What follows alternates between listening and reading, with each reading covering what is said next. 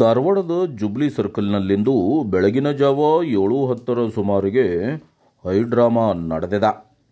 ಉತ್ತರ ಪ್ರದೇಶದ ಮಾವ್ ಜಿಲ್ಲೆಯ ಪರ್ಸಿಯಾ ಗ್ರಾಮದ ದಿಲೀಪ್ ಕಮಲೇಶ್ ಯಾದವ್ ಎಂಬ 34 ವರ್ಷದ ವ್ಯಕ್ತಿ ಮಾಡಿರುವ ಹೈಡ್ರಾಮಾ ಎಲ್ಲರನ್ನ ಬೆಚ್ಚಿ ಬೀಳಿಸಿದೆ. ಧಾರವಾಡದ ಕರ್ನಾಟಕ ಹೋಟೆಲ್ನಲ್ಲಿದ್ದ ದಿಲೀಪ ತನ್ನ ಕಾರನ್ನು ವೇಗವಾಗಿ ಚಲಾಯಿಸಿ ಧಾರವಾಡದ ಬೇಂದ್ರೆ ಸಾರಿಗೆ ಬಸ್ ಹಾಗೂ ಸ್ಕೂಟಿಯೊಂದಕ್ಕೆ ಡಿಕ್ಕಿ ಹೊಡೆದಿದ್ದಾನೆ. ಅಷ್ಟೇ ಅಲ್ಲದೆ ಕಾರ್ ಮೇಲೆ ನಿಂತು ತಾನು ಕೆಳಗೆ ಇಳಿಯುವುದಿಲ್ಲ ಎಂದು ಹೈಡ್ರಾಮಾ ಮಾಡಿದ್ದಾನೆ. ಇದೇ ಸಮಯದಲ್ಲಿ ದಿಲೀಪನ ಮಡದಿ ಅಂಗಲಾಚುತ್ತಿದ್ದ ದೃಶ್ಯವೂ ಕಂಡುಬಂದಿತು.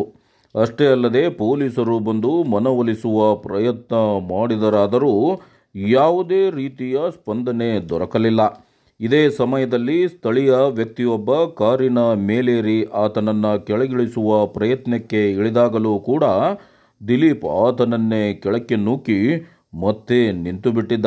ಸುಮಾರು ಹೊತ್ತಿನವರೆಗೆ ನಡೆದ ಈ ಹೈಡ್ರಾಮಾ ಕೆಲವರನ್ನ ಸೋಜಿಗಕ್ಕೂ ಇನ್ನೂ ಕೆಲವರನ್ನ ನಗೆಗಡಲಲ್ಲಿ ಈಡು ಮಾಡಿತ್ತು. ಧಾರವಾಡದಲ್ಲಿ ಇಂಥ ಘಟನೆ ಯಾವತ್ತೂ ನಡೆದಿರಲಿಲ್ಲ.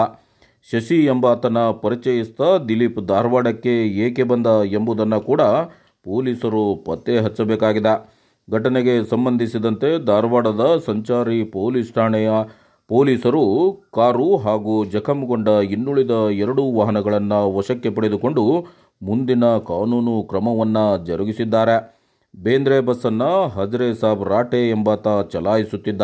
ಹಾಗೆ ಸ್ಕೂಟಿಯನ್ನು ಹಾವೇರಿಪೇಟೆಯ ನಜೀರ್ ಅಹಮದ್ ತಬಲ್ವಾಲೆ ಎಂಬುವರು ಚಲಾಯಿಸುತ್ತಿದ್ದರು. ಯಾರಿಗೂ ಯಾವುದೇ ಥರದ ಗಾಯಗಳಾಗಿಲ್ಲವಾದರೂ ದಿಲೀಪನ ಅಸಹ್ಯತನ ಧಾರವಾಡದಲ್ಲಿ ವಿಚಿತ್ರವನ್ನು ಮೂಡಿಸಿದ್ದಂತೂ ಸತ್ಯ.